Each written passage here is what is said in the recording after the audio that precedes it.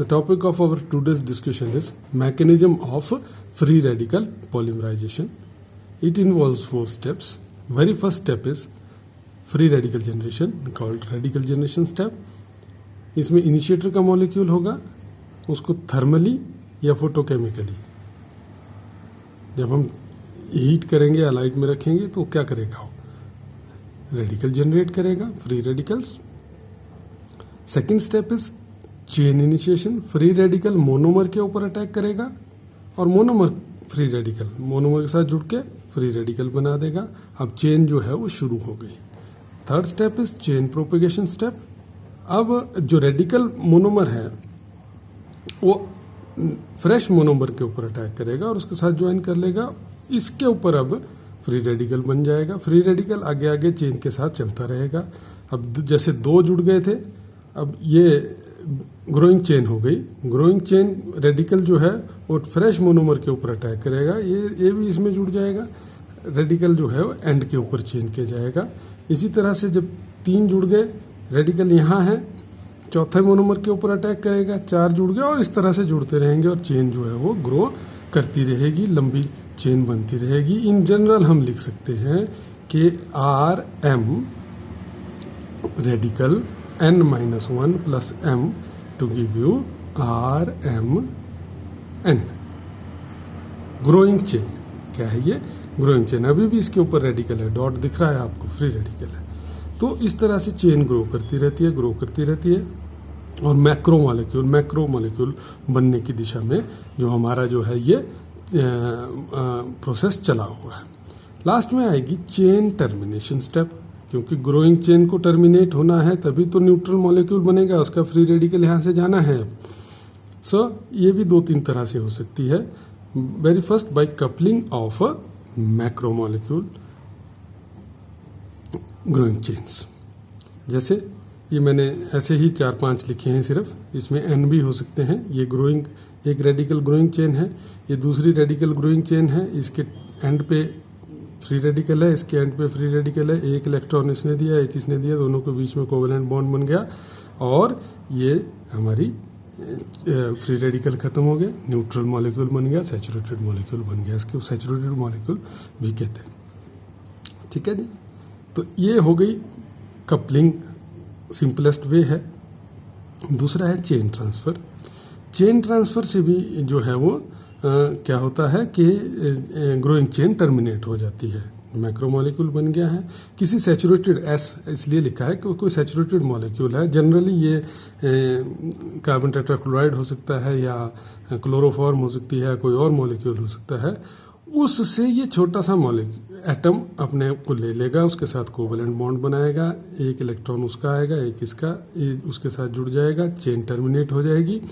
और ये जो चेन ट्रांसफर एजेंट है, इसको क्या बोलते हैं, सैचुरेटेड मॉलिक्यूल को चेन ट्रांसफर एजेंट, इसके ऊपर फ्री रेडिकल बन जाएगा. अब ये अगर स्टेबल है तो फ्री रेडिकल तो शॉर्ट लिव्ड स्पीशीज है, ये कुछ टाइम बाद अपने आप ही इलेक्ट्रॉन छोड़ के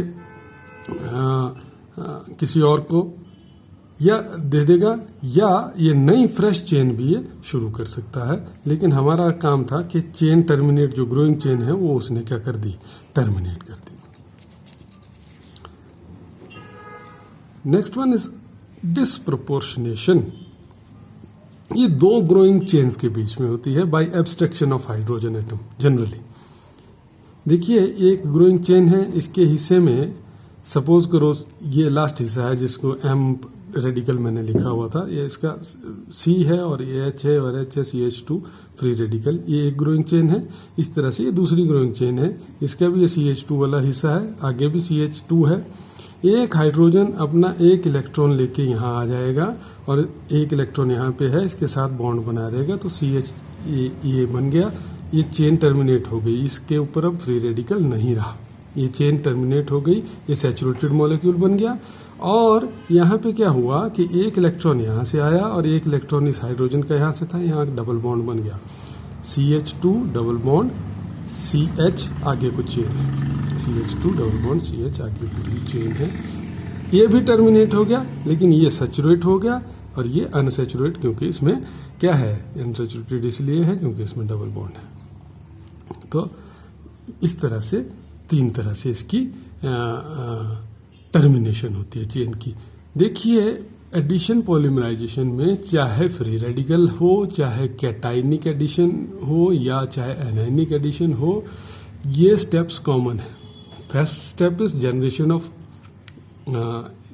जो आपका स्टार्टर है, जैसे फ्री रेडिकल में रेडिकल जनरेशन होगा, कैटाइनिक में जनरेशन ऑफ कैटायन, एनायनिक में जनरेशन ऑफ एनायन। उसके बाद chain initiation, chain propagation, chain termination, ये तीनों स्टेप्स जो है वो कॉमन रहेंगे। देखिए मैं